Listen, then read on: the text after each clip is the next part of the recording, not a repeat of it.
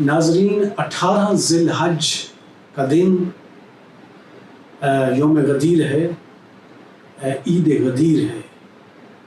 اور یہ وہ دن ہے جس دن پیغمبر اعظم صلی اللہ علیہ وآلہ وسلم نے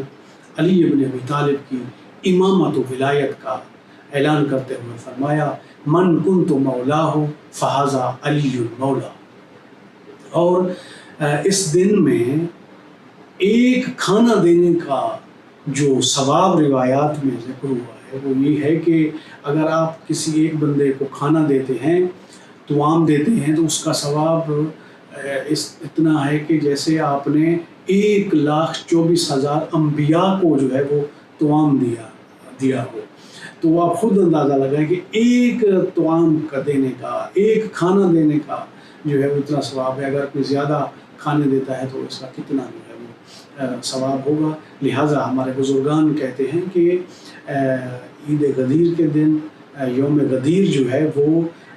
ہم سب کو میزبان یعنی ہونا چاہیے۔ جس طرح یعنی آپ نے دیکھا ہے کہ اربعین کے موقع پر جب آپ کربلا مشی کے دوران جا رہے ہوتے ہیں یا انہی ایام میں، کہ کس طرح وہاں پہ لوگ جو ہے وہ مومنین جو ہے وہ میزبان کا کردار ادا کر رہے ہوتے ہیں۔ ہر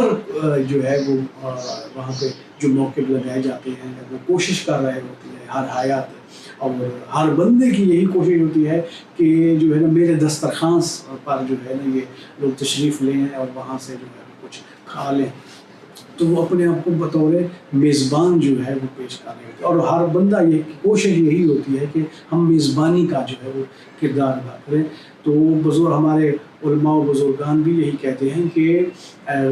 غدیر کے دن